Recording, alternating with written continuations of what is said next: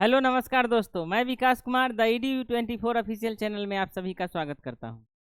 जैसा कि आप लोग जानते हैं, हम अभी साइंस के सीरीज को लेकर के आ रहे हैं और ख़ास करके जो TRE का जो एग्ज़ाम होने वाला है 6 to 8 है, चाहे वो 9 to 10 कहेंगे या 1 to 5 कहेंगे, जो भी है जिसमें साइंस का सवाल आता है।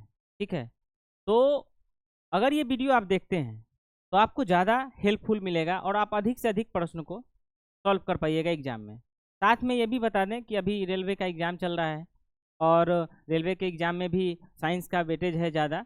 वो सुनने में आया है कि अभी थोड़ा रेलवे जो है वो पगला गया है, रेलवे ढंग से काम नहीं कर रहा है, चूँकि जो सिलेबस में था कि ALP में साइंस जो है हम 20 नंबर का पूछेंगे, जो साफ भद्दा कैले है 8-10 नंबर का आ रहा है। ठीक है, लेकिन ये मान के चलिए कि साइंस अभी जो है रेलवे का दिमाग जो है सही में ठीक नहीं है, लेकिन आगे जो एग्ज़ाम होने वाला है टेक्नीशियन ये सब का जो एग्ज़ाम होने वाला है उसमें साइंस का वेटेज जो है बहुत ज़्यादा है, 40 नंबर का साइंस आता है। ठीक है, JEE है उसमें 30 नंबर का पूछा जाता है साइंस।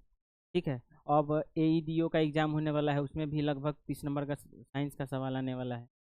NTPC है, बहुत सारा एग्ज़ाम है जिसमें साइंस का वेटेज आपको देखने को मिलेगा।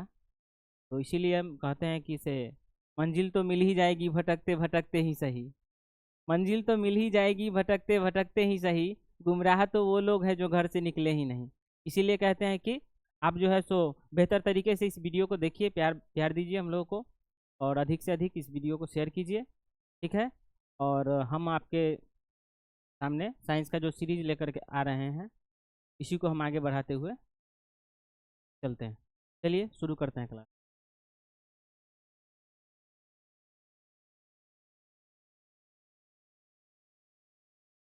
यहाँ पे देखिएगा कि क्वेश्चन है the unit of electric current. The unit of electric current यानी विद्युत धारा की एसआई मात्रक क्या है। विद्युत धारा की एसआई मात्रक क्या है?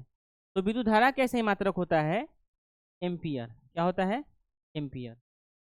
बाकी ऑप्शन को भी हम लोग देखने का प्रयास करते हैं। सबसे पहले थोड़ा सा ये समझ लीजिए कि ये जो टर्म लिखा हुआ है इलेक्ट्रिक करेंट, ये क्या होता है? इलेक्ट्रिक करंट क्या होता है? विद्युत धारा किसे कहते हैं?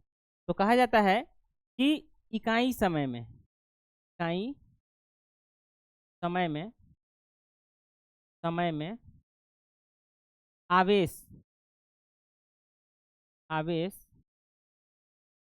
के प्रवाह, के प्रवाह को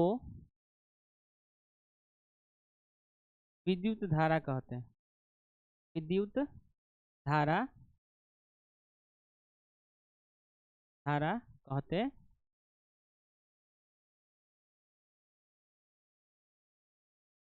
अब यहाँ समझिए क्या बोले कि इकाई समय में, इकाई समय में आवेश के प्रवाह को विद्युत धारा कहते हैं। और विद्युत धारा को जो है हम लोग दिखाते किससे हैं, सूचित किससे करते हैं? तो आई से। किससे सूचित करते हैं? आई से। ठीक है, यहाँ पे देख लीजिए समय का चर्चा हुआ है, आवेश का चर्चा हुआ है, इकाई समय बोला है तो समय से हमको डिवाइड करना पड़ेगा। यहाँ पे हम लिखेंगे आई बराबर क्यू बटा टी, आई बराबर क्यू बटा टी। ठीक है, और यहाँ से अगर हम लोग बात करें तो यहाँ से एक और इकाई इसका निकाल सकते हैं हम लोग। ठीक है, यहाँ पे आवेश आवेश का क्या होता है? Coulomb, coulomb. ठीक है, और समय का क्या होता है? सेकेंड। समय का क्या होता है? सेकेंड।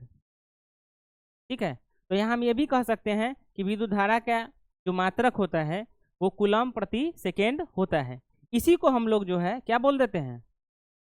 एम्पियर बोल देते हैं। क्या बोल देते हैं? एम्पियर। ठीक है, अब यहाँ देखिए वोल्ट है, वोल्ट है, तो वोल्ट जो होता है वो किसका मात्रक होता है? वोल्ट जो है वो विभवांतर का मात्रक होता है। विभवांतर का,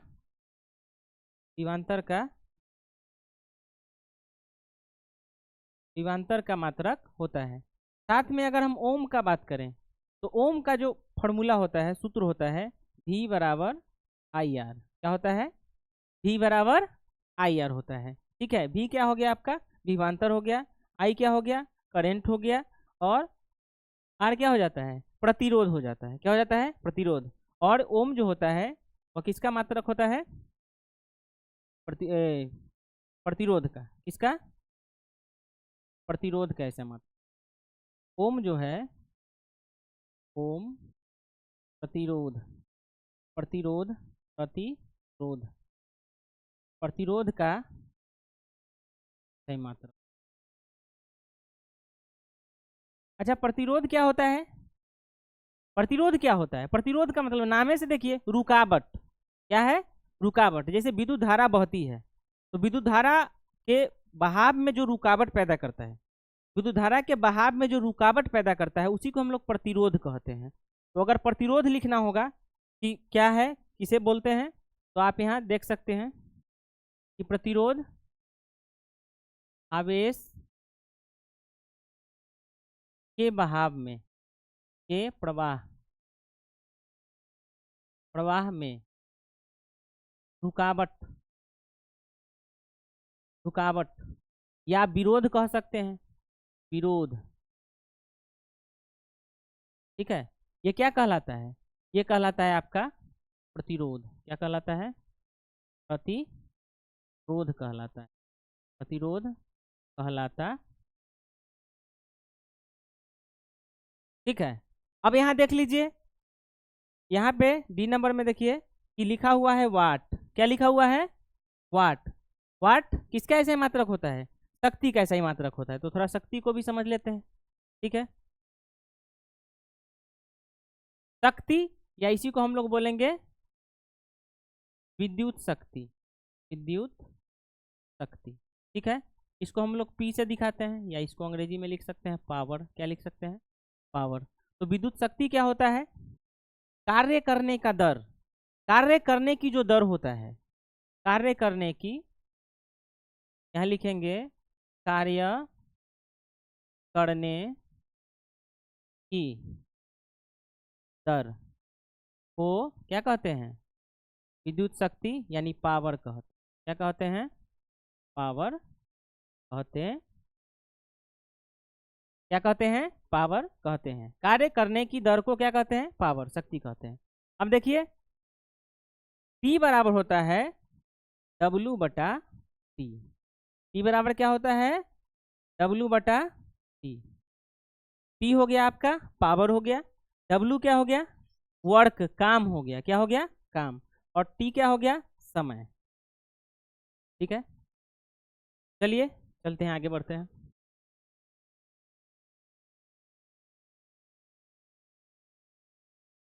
और निम्नलिखित में अगला क्वेश्चन है कि निम्नलिखित में कौन सी सदिश राशि है? कौन सी सदिश राशि है?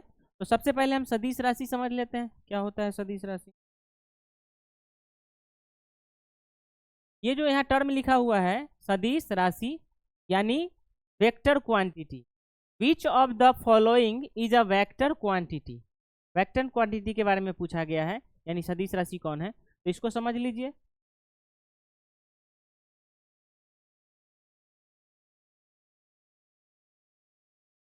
यहाँ जो है जिसमें लिखेंगे कि वह राशि जिसमें दिशा और परिमाण, दिशा प्लस परिमाण, परिमाण दोनों हो, दिशा और परिमाण दोनों हो, से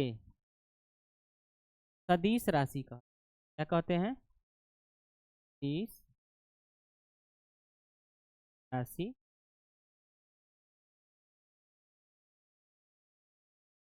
है सदिश राशि। इसका एग्जाम्पल देख सकते हैं हम लोग, जैसे आपका हो गया बल, वेग, बल हो गया, वेग हो गया। उसके बाद आप बात कर सकते हैं, बल है, वेग है, और बल है, वेग है, विस्थापन है, विस्थापन इत्यादि। ठीक है, बल है, वेग है, विस्थापन है इत्यादि। ये सब किसका एग्जाम्पल हो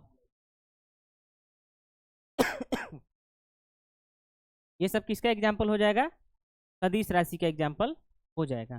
तो यहाँ अगर बात करें, पूछा गया सदिश राशि कौन है, तो आंसर क्या हो जाएगा? वेलोसिटी, वेग हो जाएगा। इसमें दिशा और परिमाण दोनों होते हैं, दिशा और परिमाण दोनों होते हैं। बाकी अगर बात करें तो ये जितना भी है, चाल है, चाहे द्रव्यमान है, चाहे समय है, ये सब अदिश राशि है।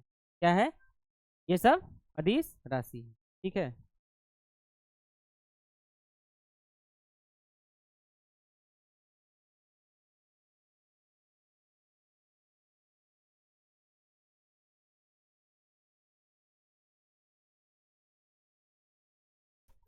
सॉरी, चलिए आगे बढ़ते हैं, नेक्स्ट सवाल पे आते हैं। सफेद प्रकाश के 7 रंगों में विभाजित होने की घटना को क्या कहते हैं? सफेद रंग को 7 विभिन्न रंगों में विभाजित होने की घटना को क्या कहते हैं? यानी the phenomenon of splitting of white light into 7 colours is called. तो इसको हम लोग बोलते हैं वर्ण विक्षेपण। क्या कहते हैं? वर्ण विक्षेपण कहते हैं, वर्ण विक्षेपण। इसको जो है थोड़ा देख लेते हैं। जैसे यहाँ प्रिज्म ले लेते हैं, क्या ले लेते हैं? प्रिज्म। ठीक है, प्रिज्म में क्या होता है कि मान लीजिए कि लाइट सोर्स है, इधर से लाइट आ रहा है, क्या आ रहा है? लाइट, ये light source, light source, light आ रही है। तो ये प्रिज्म जो है ना, क्या करता है? ये श्वेत प्रकाश है, श्वेत प्रकाश है। प्रिज्म क्या करता है? आगे इसको जो है कितने भागों में बांट देता है? 7 भागों में। कितने भागों में? 7 भागों में बांट देता है।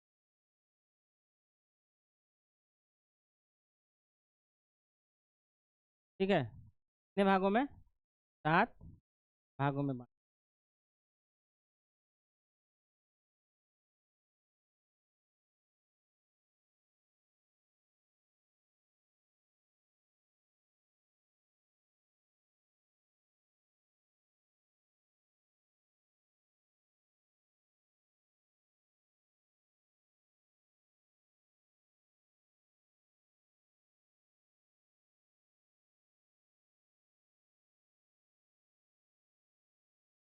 ठीक है, इस प्रकार जो है लाइट जब प्रिज्म से गुजरती है, तो प्रिज्म क्या करता है? श्वेत प्रकाश को विभिन्न 7 रंगों में बांट देता है, विभिन्न 7 रंगों में बांट देता है। ठीक है, इसमें आप देख सकते हैं कि इसको हम लोग याद रखेंगे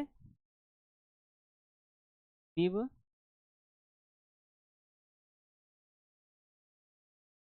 और, यानी विव की ओर।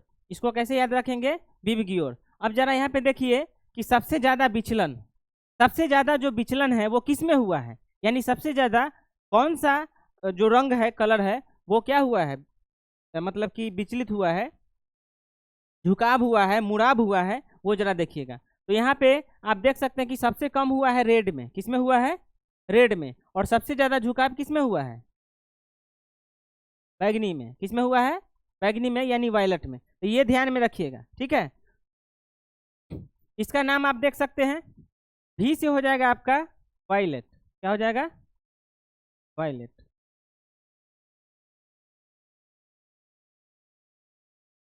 वी से हो गया वायलेट। आई से हो जाएगा इंडिगो। क्या हो जाएगा?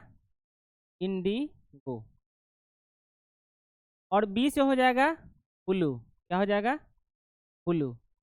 और जी से हो जाएगा ग्रीन। क्या हो जाएगा? ग्रीन। वाई से हो जाएगा येलो। क्या हो जाएगा? येलो। ओ से हो जाएगा ऑरेंज। ओ से क्या हो जाएगा? ऑरेंज। और आर से हो जाएगा रेड। ठीक है, तो सबसे ज्यादा झुकाव जो है वो बैगनी में होता है। पूछा जाता है कि जब श्वेत प्रकाश को प्रिज्म से गुजारते हैं, ठीक है, तो सबसे ज्यादा झुकाव किस रंग में होता है? तो क्या हो जाएगा आंसर? वायलेट में, यानी बैगनी में। ठीक है, और सबसे कम झुकाव किस में हुआ? रेड में। किस में हुआ? रेड में। और जिसमें सबसे कम झुकाव होता है उसका तरंग दैर्ध्य ज्यादा होता है, यानी आप इसको दूर से, बहुत दूर से देख पाइएगा। ठीक है, इसीलिए लाल रंग का यूज जो है वो रेलवे सिग्नल में किया जाता है। इसका तरंग दैर्ध्य ज़्यादा होता है, ठीक है, ताकि जो व्यक्ति है वो दूर से ही देख करके यह पता कर सके, ठीक है, कि खतरा है। अब यहाँ पे और बैगनी का सबसे तरंग दैर्ध्य क्या होगा? बैगनी का तरंग दैर्ध्य सबसे कम होगा, चूंकि ये सबसे ज्यादा झुक गया है, ठीक है। अपवर्तनांक के बारे में बात करेगा तो जिसका तरंग दैर्ध्य सबसे ज्यादा होता है उसका अपवर्तनांक सबसे कम होता है, ये ध्यान में रखिएगा। आगे अगर हम बात करें तो यहाँ पे और भी टर्म है, इसको समझने का प्रयास करते हैं। परावर्तन क्या है? परावर्तन। परावर्तन को समझते हैं कि प्रकाश का किसी वस्तु से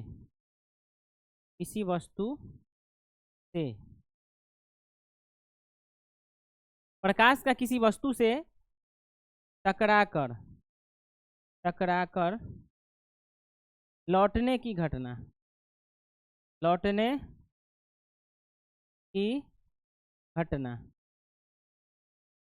को क्या कहेंगे? परावर्तन कहेंगे। क्या कहेंगे? लौटने की घटना को क्या कहेंगे? परावर्तन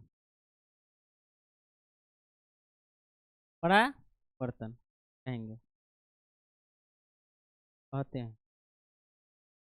और परावर्तन के कितने नियम होते हैं? 2। कितने नियम होते हैं? 2। कौन कौन नियम होते हैं? आपतन कोण परावर्तन कोण के बराबर होता है, और आपतित किरण, परावर्तित किरण और आपतन बिंदु पर डाला गया अभिलंब तीनों एक ही समतल में होते हैं, ये ध्यान में रखिएगा। आगे है अपवर्तन। क्या है? अपवर्तन। अपवर्तन क्या होता है? अपवर्तन क्या होता है? जब प्रकाश एक माध्यम से दूसरे माध्यम में जाती है। अपवर्तन को थोड़ा समझ लेते हैं। अपवर्तन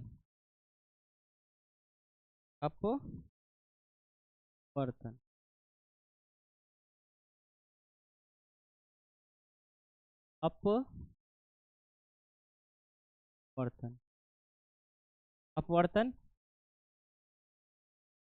जब प्रकाश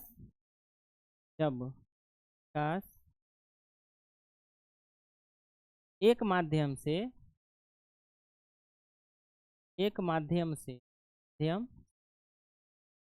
दूसरे माध्यम में जाती है, दूसरे माध्यम में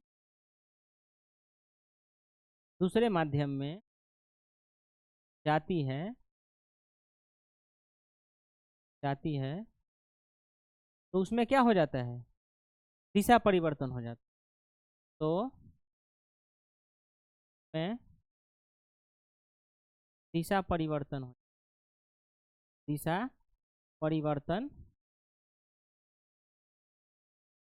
हो जाता है। इसे ही हम लोग क्या कहते हैं? अपवर्तन। इसे ही अपवर्तन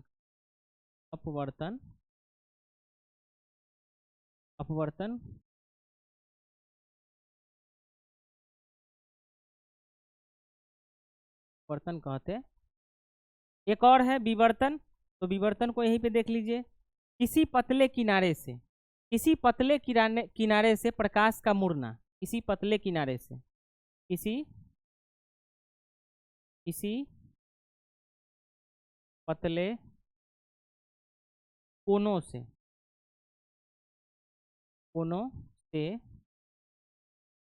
से प्रकाश का मुड़ना, ठीक है, क्या कहलाता है? विवर्तन। क्या कहलाता है? विवर्तन कहलाता है। क्या कहलाता है? विवर्तन, ठीक है। इसी विवर्तन के कारण ही जो हमारा हवाई जहाज होता है, और जब अधिक ऊंचाई पे हवाई जहाज उड़ती है ना, तो विवर्तन के वजह से ही उसका छाया नीचे नहीं बन पाता, ठीक है। नेक्स्ट सवाल पे आते हैं। नेक्स्ट है कि लेंस की शक्ति किस में मापी जाती है, यानी the power of a lens is measured in. Lens की शक्ति किस में मापी जाती है? तो लेंस की शक्ति जो है वो हम लोग डायोप्टर में मापते हैं। किसमें मापते हैं? डायोप्टर में मापते हैं। और ये मीटर जो होता है वो लंबाई का ऐसा ही मात्रक है, ठीक है।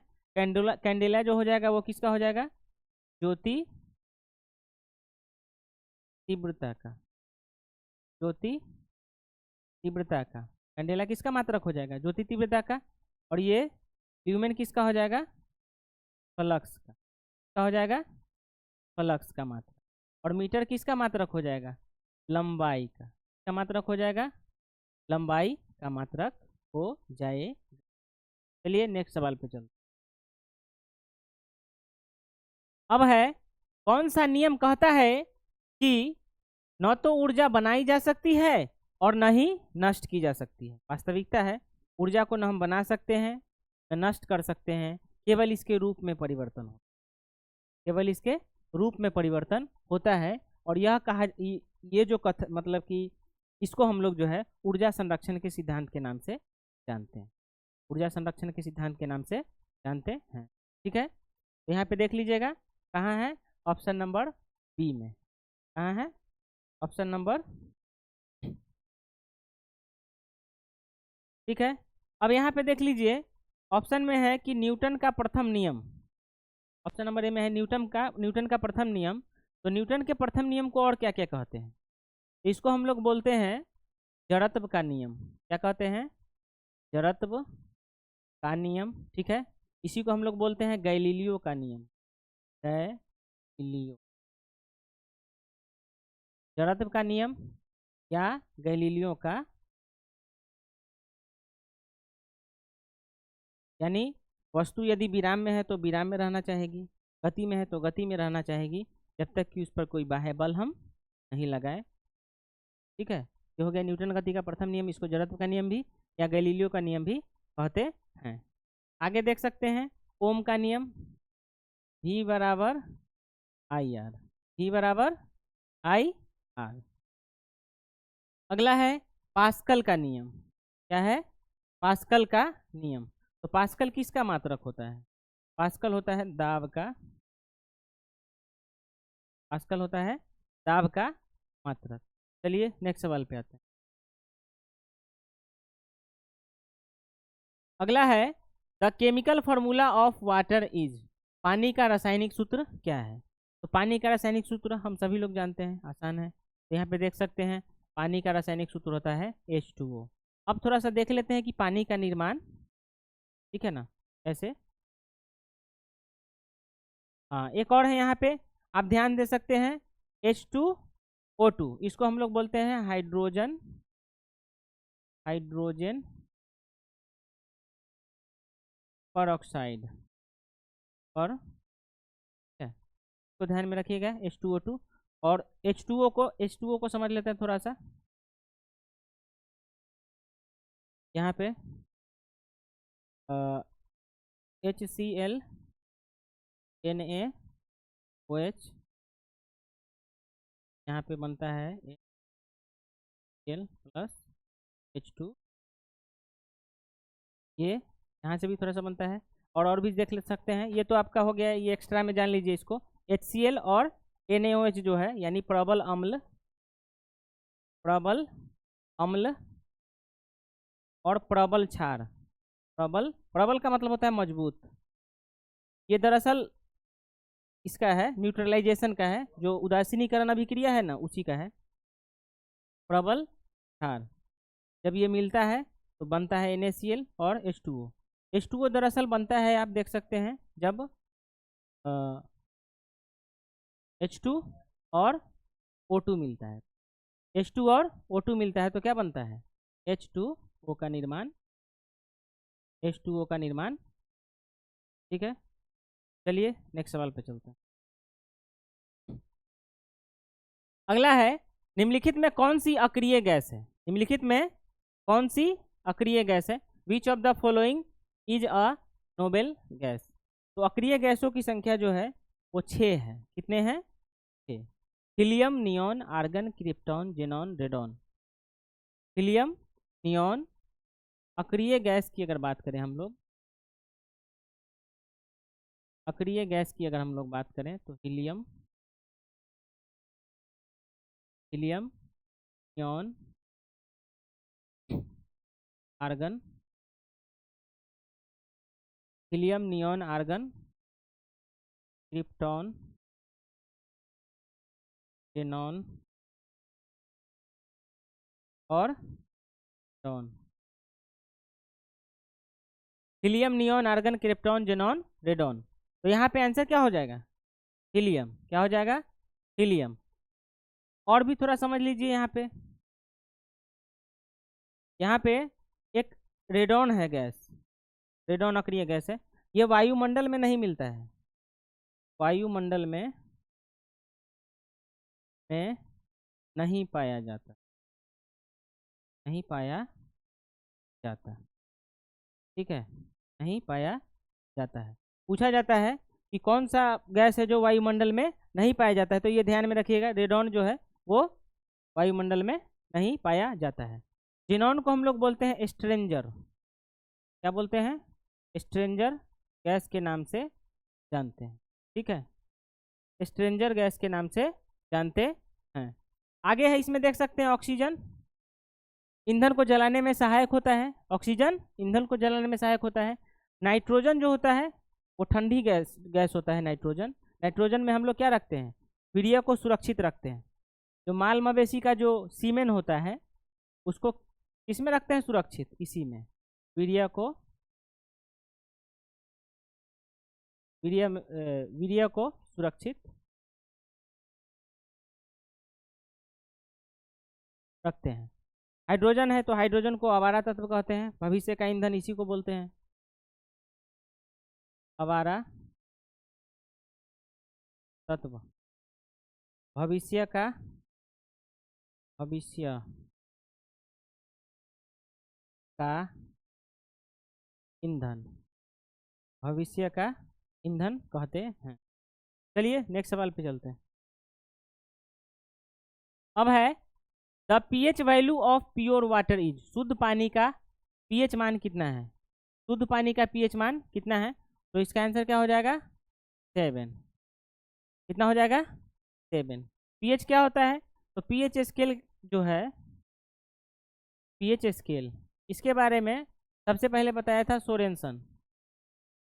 सोरेनसन नाम का साइंटिस्ट, सोरेनसन नाम का साइंटिस्ट, ठीक है ना। इसने एक स्केल दिया था। क्या दिया था? एक स्केल दिया था जिसपे 0 से 14 तक अंकित था, 0 से 14 तक अंकित था। और बीच का जो है इसने लिया था 7। क्या लिया था? 7। इसको इन्होंने माना उदासीन। क्या माना? उदासीन माना। और उदासीन में जो है जल आता है। क्या आता है? जल। ठीक है, उदासीन में क्या आता है? जल। अब जैसे जैसे हम यहाँ से बाएं तरफ जाएंगे, 7 से बाएं तरफ जाएंगे तो पीएच वैल्यू घटेगा। 6 होगा, 5 होगा, ठीक है, दशमलव में भी आ सकता है, 4 होगा, 3 होगा, 2 होगा, 1 होगा, 0 होगा। और दाहिने तरफ जाएंगे तो बढ़ेगा। यहाँ पे 8 हो जाएगा, 9 हो जाएगा, 10 हो जाएगा, 11 हो जाएगा, 12 हो जाएगा, 13 हो जाएगा। तो इस तरह से 0 से जो 14 तक अंकित था स्केल पे, सोरेनसन नाम के साइंटिस्ट ने ही दिया था। और इन्होंने बताया था कि यदि हम ये बीच के पॉइंट से, यानी उदासीन वाला जो है क्षेत्र 7, इससे बाएं तरफ जाएंगे तो पीएच वैल्यू घटेगा, पीएच वैल्यू घटेगा। और वो क्षार अम्ल को बताएगा। किसको बताएगा? ये जो है क्षेत्र, ये बताएगा अम्ल को, अम्ल यानी एसिड को। और यहाँ से अगर हम दाहिने तरफ जाते हैं, ठीक है, तो ये बताएगा क्षार को। तो बताएगा क्षार को। ठीक है, चलिए नेक्स्ट सवाल। लोहे का जंग लगना किसका उदाहरण है? Rusting of iron an example of. लोहे का जंग लगना, लोहा जो होता है वो जल और ऑक्सीजन की उपस्थिति में, नमी और ऑक्सीजन की उपस्थिति में उसमें क्या लग जाता है? जंग लग जाता है। और देखिएगा कि लोहा जो है वो मोटा जाता है। ठीक है, लोहा मोटा जाता है और पहले से ज़्यादा उसमें वजन हो जाता है। पूछा जाता है कि जंग लगे लोहे का वजन घटता है कि बढ़ता है? बढ़ जाता है। लेकिन कहा जाता है, इसमें देखिएगा आप कि ये तो इसका आंसर हो जाएगा आपका केमिकल चेंज, यानी रासायनिक परिवर्तन। इसके लिए याद रखिएगा, जो हमें मूल रूप में मिल जाता है फिर से, उसको हम लोग बोलते हैं भौतिक परिवर्तन। क्या बोलते हैं? भौतिक परिवर्तन। यानी भौतिक परिवर्तन में लिखिएगा जो फिर से मिल जाए, जो फिर से मिल जाए जाए ठीक है। जैसे अगर हम बात करें, आप देखते हैं कि पानी को जमाते हैं तो बर्फ बन जाता है। ठीक है, बर्फ से हमको फिर पानी मिल जाता है। तो ये क्या हो गया आपका, भौतिक परिवर्तन हो गया। क्या हो गया, भौतिक परिवर्तन हो गया। जल से पानी बन गया, पानी से भाप बन गया, फिर उसको आप जल में ले आते हैं, ये हो गया आपका भौतिक परिवर्तन। और रासायनिक परिवर्तन में क्या होता है, जो मूल रूप में फिर से नहीं आता है, जो मूल रूप में फिर से नहीं आता है, फिर से नहीं आता है, इसे नहीं। जैसे यहाँ पे देख सकते हैं, लोहा में जंग लग गया ना, तो वो लोहा फिर मूल रूप में नहीं आने वाला है, लोहा खराब हो चुका है, वो लोहा खराब हो चुका है। ठीक है, तो इस तरह से चलिए नेक्स्ट सवाल पे चलते हैं। कार्बन की परमाणु संख्या कितना है, तो कार्बन की परमाणु संख्या होता है 6। क्या होता है, कार्बन की परमाणु संख्या कितना होता है, 6। ऑप्शन में लिखा हुआ है 4, तो 4 होता है बेरिलियम का, बेरी। ठीक है, यहाँ पे 8 लिखा हुआ है, तो 8 हो जाएगा ऑक्सीजन। क्या हो जाएगा, ऑक्सीजन।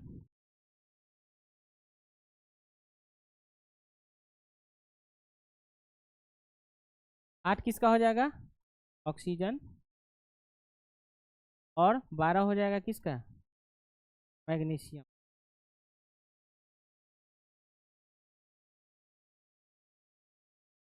ठीक है, ये नेक्स्ट सवाल पे चलते हैं। अगला है, वह प्रक्रिया जिसके द्वारा पौधे अपना भोजन बनाते हैं क्या कहलाता है। वह प्रक्रिया जिसके द्वारा पौधे अपना भोजन बनाते हैं क्या कहलाता है। ये सिंपल है, पौधा जो भोजन बनाता है जिस प्रक्रिया से, उसको हम लोग बोलते हैं फोटोसिंथेसिस, प्रकाश संश्लेषण के नाम से जानते हैं। यानी the process by which plants make their food is called photosynthesis. क्या होता है, फोटो। इसका आप केमिकल सूत्र भी लिख सकते हैं, समीकरण लिखना है तो देखिए 6CO2 प्लस 12H2O एरो पर लिख दीजिएगा सूर्य का प्रकाश।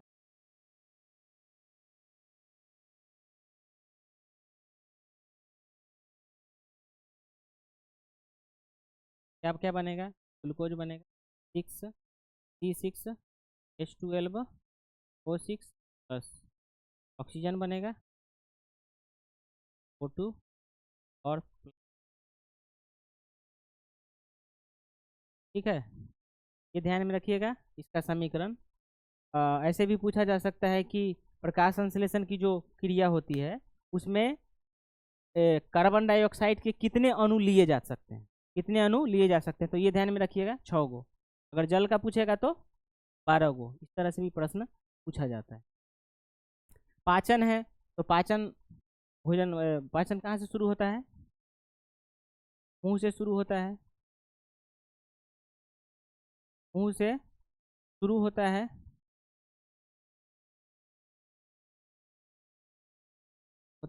और छोटी आंत में,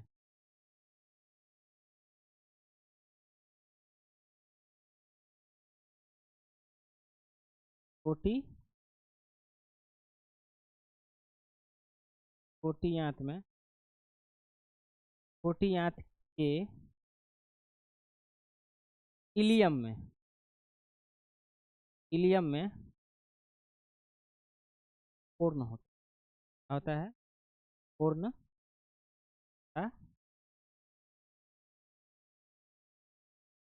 ठीक है, उत्सर्जन लिखा हुआ है, उत्सर्जन का क्या मतलब होता है, शरीर से बेकार पदार्थ को बाहर निकालना। ठीक है, जो वेस्ट मटेरियल्स है उसको एक्सक्रेट कर देना, बाहर निकाल देना, उत्सर्जन कहलाता है। ठीक है, ये सब जो भी जीवित प्राणी है वो सब ये। नेक्स्ट सवाल पे चलते, आगे है, कोशिका का पावर हाउस कौन है, यानी the power house of the cell. Power house of the cell जो है हम लोग इसको बोलते हैं माइटोकॉन्ड्रिया को बोलते हैं, को बोलते हैं माइटोकॉन्ड्रिया। क्यों, क्योंकि इसमें एटीपी का निर्माण होता है, एडिनोसिन ट्राई फॉस्फेट, जो ऊर्जा के रूप में इसी में रहता है। इसके बारे में देख लेते हैं थोड़ा सा, केंद्रक के बारे में। इसका खोज जो है रॉबर्ट ब्राउन ने किया, ब्राउन ने किया था। ठीक है, माइटोकॉन्ड्रिया का खोज जो है वो अल्टमैन ने, और नामाकरण पूछेगा तो बेंडा, नामाकरण याद रखिएगा, बेंडा ने किया था।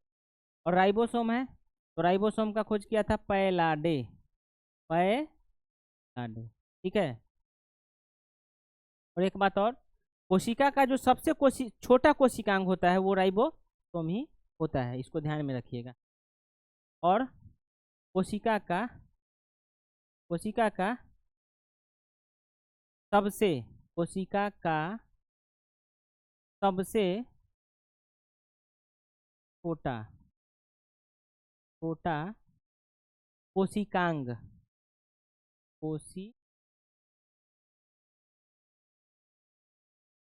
कोशिका का सबसे छोटा कोशिकांग राइबोसोम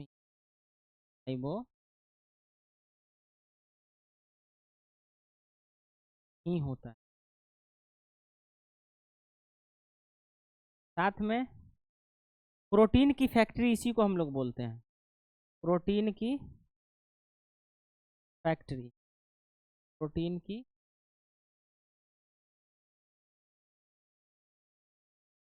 क्योंकि प्रोटीन का निर्माण इसी में होता है।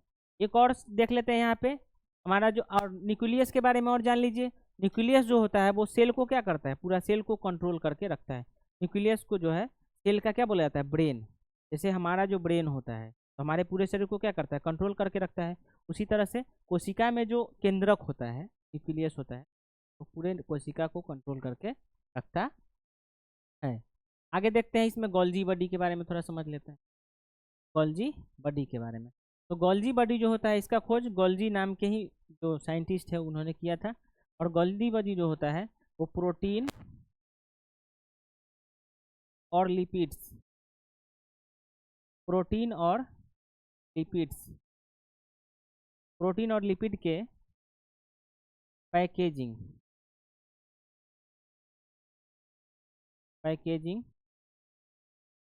में सहायता करता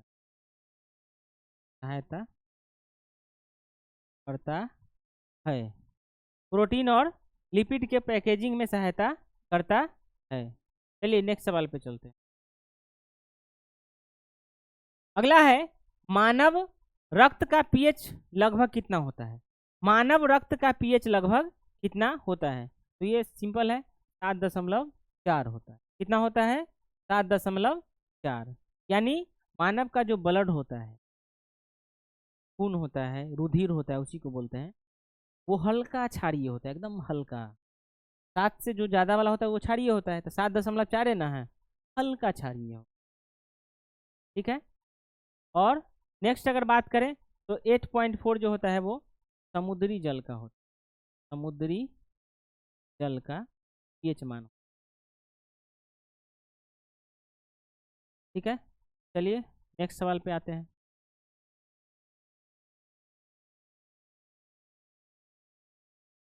अगला है, किस विटामिन को सनसाइन विटामिन के नाम से जाना जाता है।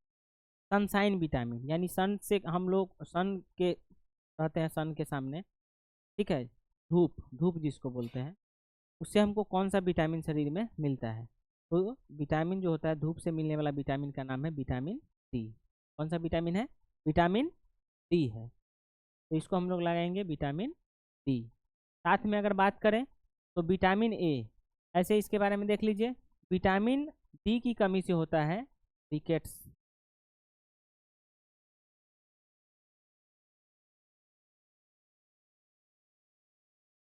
पहले देख लीजिए, विटामिन ए का खोज जो है वो किया था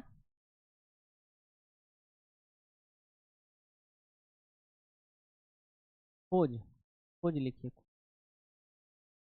खोजकर्ता, खोजकर्ता में लिखिएगा। विटामिन ए का खोज किया था मैकुलन, मैकुलन। ए और बी दोनों का मैकुलन ही किया था, ए और बी दोनों का, कॉमा दे के लिख लीजिए। ए और बी दोनों का खोज कौन किया था, मैकुलन। सी का खोज किया था होलकट, कौन किया था, होलकट।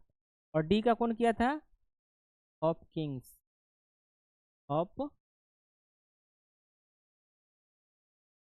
साथ में ये भी जान लीजिए कि विटामिन ए की कमी से जो है अब कमी से होने वाला रोग, कमी से होने वाला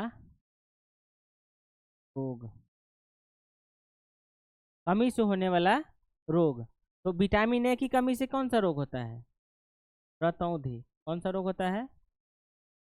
रतौंधी। ठीक है, विटामिन ए की कमी से कौन सा रोग होता है? रतौंधी, यानी इसको बोलते हैं नाइट ब्लाइंडनेस, नाइट ब्लाइंडनेस। ठीक है, और बी के कमी से होता है बेरी बेरी। सी की अगर बात कर लें तो स्कर्वी। सी की अगर हम लोग बात कर लें तो कौन सा हो जाता है? स्कर्वी।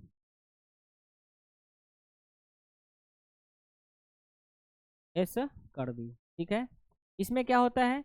इसमें देखने में दिक्कत होगा, और इसमें जो हमारा गम्स होता है, मुंह में गम्स होता है, दांत जो होता है, उससे क्या आता है? ब्लड आने लगता है। क्या आने लगता है? यानी मसूड़ा कमजोर, गम्स कमजोर हो जाते हैं। और डी की अगर बात करें तो डी से तो रिकेट्स हो जाता है एक, रिकेट्स हो गया। Osteoporosis, osteoporosis, porosis, osteoporosis. और इसमें जो है ई की बात करें तो ई से बांझपन,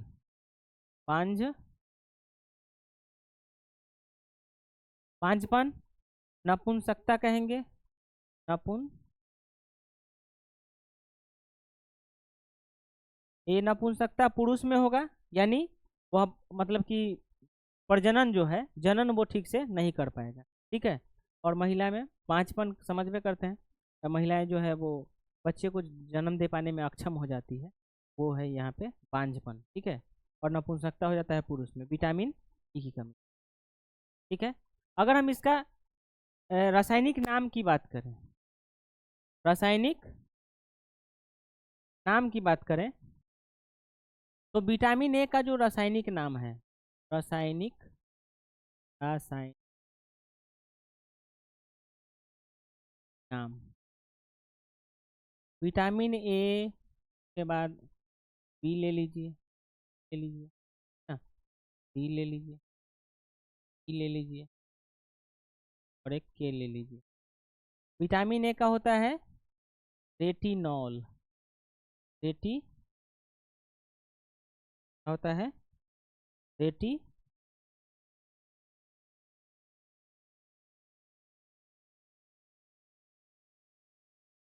रेटी ए। बी का क्या हो जाता है? बी में तो कई तरह के हो, ऐसे ऐसे थाइमिन याद रखिएगा, थाइमिन, B1 लिख लीजिए, थाइमिन। और सी जो होता है इसको क्या बोलते हैं? Ascorbic acid, ascorbic acid. D को क्या बोलते हैं? डी को कैल्सी फेरॉल, कैल्सीफेरॉल। और ई को टेकोफेरॉल, टेकोफेरोल। और के को बोलते हैं किलोक्विनोन, तो क्विनोन। तो ये सब जो है ध्यान में रखिएगा परीक्षा में। अब ये भरोसा नहीं है कि एग्जामिनर क्या करता है, कहाँ से सवाल पूछता है, कैसे पूछता है, ये पता नहीं रहता। इसीलिए आप अधिक से अधिक इसको जानते रहिएगा, तो परीक्षा में तुरंत स्ट्राइक, अगर देखे हुए भी रहिएगा वीडियो, तो परीक्षा में तुरंत आप स्ट्राइक कर पाइएगा। साथ ही आप लोगों से गुजारिश है कि आप लोग जब भी इस वीडियो को देखते हैं तो आप नोटबुक और कलम ले करके बैठें और इसको अपने नोटबुक में लिखें, उतारें। इससे आपको ज़्यादा फायदा होने वाला है, लिखने से ज़्यादा फायदा हो जाता है। ठीक है, ये आप जरूर कीजिएगा। नेक्स्ट है, शरीर का सबसे बड़ा अंग कौन सा है? तो शरीर का सबसे बड़ा अंग होता है स्किन, त्वचा। क्या होता है? त्वचा। ठीक है, शरीर का सबसे बड़ा अंग कौन हो जाएगा? त्वचा हो जाएगा। अब इसका समझ लीजिए, यकृत है, तो यकृत को बोलते हैं सबसे बड़ा ग्रंथि, सबसे बड़ा ग्रंथि। शरीर की सबसे बड़ी ग्रंथि कौन है? यकृत है। कौन है? यकृत। इसको हम लोग लैब भी कहते हैं। क्या कहते हैं? लैब, यानी प्रयोगशाला। यहाँ पे रासायनिक क्रियाएं, प्रयोग, जो प्रोसेस होता है शरीर में, उसका जो प्रयोगशाला कौन हो जाता है? यकृत होता है। क्योंकि शरीर यकृत जो है वह लगभग 500 से अधिक प्रकारों का काम करता है हमारे शरीर में, इसीलिए काफ़ी ज़्यादा महत्वपूर्ण होता है। और इसका जो बुरा इफेक्ट है वो एल्कोहल लेने से पड़ता है। जो व्यक्ति एल्कोहल लेते हैं तो एल्कोहल जो है वो सीधा किस पे जाके इफेक्ट करता है? लीवर पे इफेक्ट करता है। लीवर पे इफेक्ट करता है। अगर हम इसके अध्ययन को बात करें कि लीवर के अध्ययन को क्या कहते हैं, तो हिपैटोलॉजी कहते हैं। क्या कहते हैं? अध्ययन।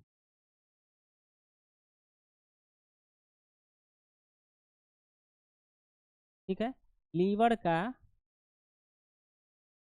अध्ययन।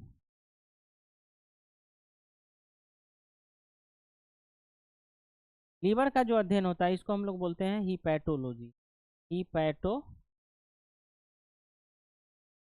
क्या बोलते हैं? हिपैटोलॉजी कहते हैं। हृदय की अगर हम लोग बात करें तो हृदय जो होता है वह एक मांसल संरचना है। हृदय में हड्डी नहीं होता है, मांसल संरचना है। क्या है? मांसल संरचना। मुट्ठी बंद कीजिएगा तो इस आकार का आपको क्या मिल जाएगा? हृदय मिलता है। इसमें कक्ष की अगर बात करें हम लोग, ठीक है, तो 4 कक्ष होते हैं। बहुत बार परीक्षा में पूछा गया है कि हृदय में कितने कक्ष होते हैं, तो कक्ष होता है 4। कितने कक्ष होता है? 4 कक्ष। कौन कौन? कौन कौन 4 कक्ष होता है? तो मान लेते हैं कि यह आपका क्या है?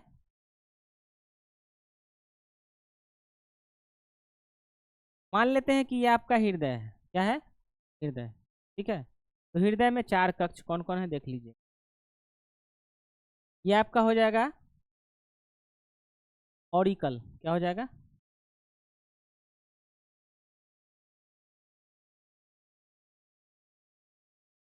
मान लीजिए कि ये आपका हृदय है, इसको हृदय मान लीजिए, तो ये आपका हो जाएगा ऑरिकल। क्या हो जाएगा?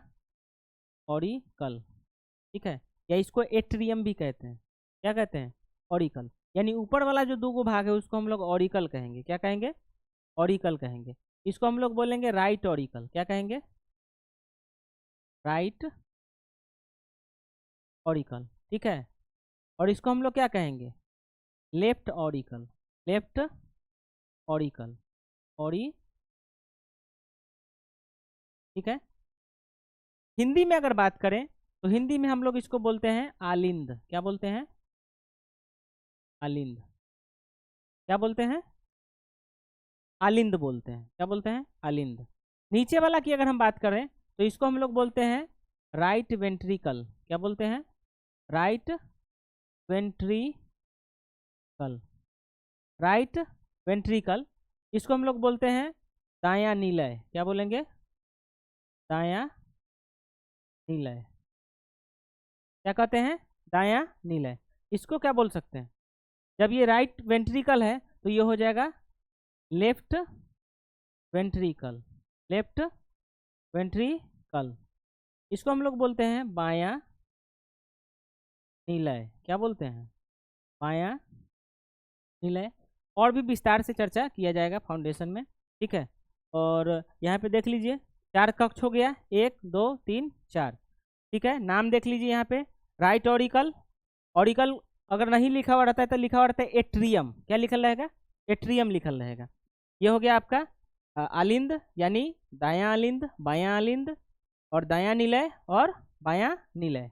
हृदय, हृदय के बारे में अगर हम और बात कर लें तो हृदय का जो अध्ययन होता है, हृदय का जो अध्ययन होता है इसको हम लोग बोलते हैं कार्डियोलॉजी। कार्डियोलॉजी। क्या बोलते हैं? कार्डियोलॉजी। ठीक है, कार्डियोलॉजी बोल।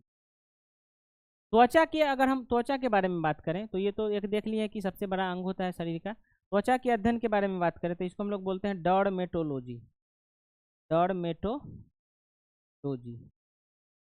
डर्मेटो लॉजी कहते हैं। और मस्तिष्क के अध्ययन को क्या बोलते हैं? न्यूरोलॉजी। न्यूरोलॉजी न्यूरोलॉजी बोलते हैं, न्यूरोलॉजी बोलते हैं। ब्रेन के 3 भाग होते हैं, fore brain, mid brain, hind brain, तो विस्तार से चर्चा किया जाएगा। नेक्स्ट है कि प्रकाश का वेग लगभग कितना होता है? तो प्रकाश का वेग होता है 3 × 10⁸ मीटर प्रति सेकेंड। ये आपका हो गया निर्वात में। किस में हो गया? निर्वात में। निर्वात का मतलब क्या? जहाँ कुछ भी ना हो, हवा भी नहीं है, ठीक है, कुछ भी ना हो, उसको हम लोग निर्वात कहते हैं। और साथ में अगर जल में बात करें, जल में, तो जल में होता है 2.25 × 10⁸ मीटर पर सेकेंड, ठीक है, जल में। चलिए नेक्स्ट सवाल पे चलते हैं। नेक्स्ट है द यूनिट ऑफ फ्रीक्वेंसी, यानी आवृत्ति का मात्रक पूछा गया है। आवृत्ति का मात्रक, तो आवृत्ति के मात्रक जो है यहाँ पे, ये कौन हो जाएंगे? हर्ट्ज। क्या हो जाएंगे? हर्ज या हर्ट्ज जिसको बोलते हैं। जूल किसका मात्रक होता है? तो जूल याद रखिएगा आप लोग, कार्य, ठीक है, कार्य यानी वर्क, कार्य हो गया। उसके बाद उष्मा हो गया, कार्य हो गया, उष्मा हो गया, ऊर्जा हो गया, एनर्जी जिस, ठीक है, ये आपका हो गया वर्क, हीट हो गया, और एनर्जी हो गया। ये सब का मात्रा क्या होता है? जूल होता है। क्या होता है? जूल होता है। न्यूटन की अगर बात करें हम लोग, तो बल का मात्रा क्या होता है? न्यूटन होता है। पास्कल की अगर हम लोग बात करें, तो ये होता है आपका दाब का मात्रक, पास्कल होता है। चलिए नेक्स्ट सवाल पे चलते हैं। गुरुत्वाकर्षण बल किसके समानुपाती होता है? तो गुरुत्वाकर्षण बल जो होता है वो देखिएगा, एक फॉर्मूला होता है, याद रखिएगा इसको, F = G m1m2/r²। ये इसको याद रखिएगा, ठीक है। जो सामने दिख रहा है, F के सामने है ना, तो ये होगा समानुपाती। क्या होगा? समानुपाती, ठीक है। गुरुत्वाकर्षण बढ़ेगा तो द्रव्यमान भी बढ़ेगा, ऐसे करके। यहाँ पे अब देख लीजिए क्या क्या है इसमें। तो यहाँ पे देखिए ये क्या है? m1 m2 गुना हो रहा है ना, m1 m2 का क्या हो रहा है? एक दूसरे में गुना हो रहा है, तो गुणनफल द्रव्यमानों का क्या हो जाएगा? गुणनफल। किसके समानुपाती होता है? अगर व्युत्क्रमानुपाती पूछता, इनवर्सली प्रोपोर्शनल, ये तो हो गया डायरेक्टली प्रोपोर्शनल ना। अगर इनवर्सली प्रोपोर्शनल पूछता तो क्या लिखते हैं यहाँ पे? स्क्वायर ऑफ रेडियस, ठीक है।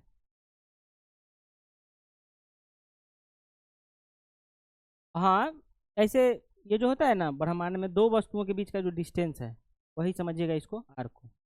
चलिए नेक्स्ट सवाल पे चलते। हेडलाइट में किस दर्पण का उपयोग किया जाता है? कार की हेडलाइट में किस दर्पण का उपयोग किया जाता है? हेडलाइट में जो है वो अवतल दर्पण का उपयोग किया जाता है। इसका उपयोग किया जाता है अवतल दर्पण का। अवतल दर्पण की अगर हम लोग बात करें, तो अवतल दर्पण का देख लीजिए उपयोग कहाँ कहाँ होता है। एक तो हो गया हेडलाइट में, दूसरा आप लिख सकते हैं सौर कुकर में, सौर कुकर,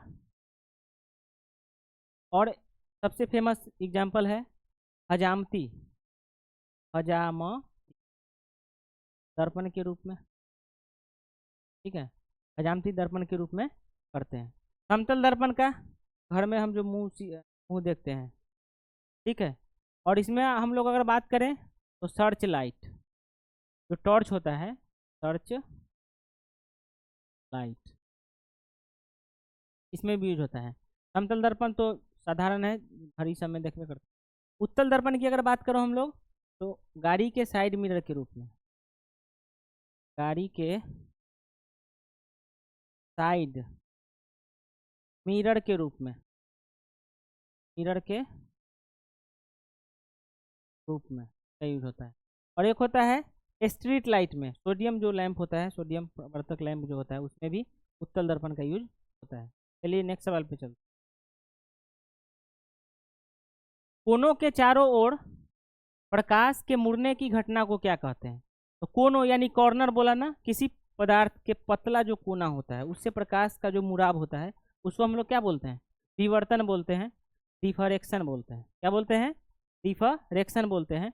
परावर्तन किसी पदार्थ से टकराकर लौटने की घटना, प्रकाश का किसी पदार्थ से टकराकर लौटने की घटना को परावर्तन कहेंगे। प्रकाश जब एक माध्यम से दूसरे माध्यम में जाती है तो उसका दिशा परिवर्तन हो जाता है, दिशा परिवर्तन हो जाता है, तो हम लोग अपवर्तन कहेंगे। विवर्तन हो गया कोनों से, ठीक है।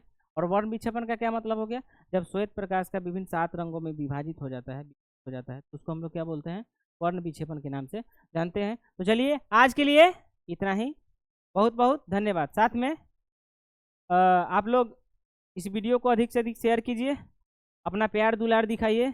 इसी तरह हम आपके लिए वीडियो लाते रहेंगे। दे दनादन।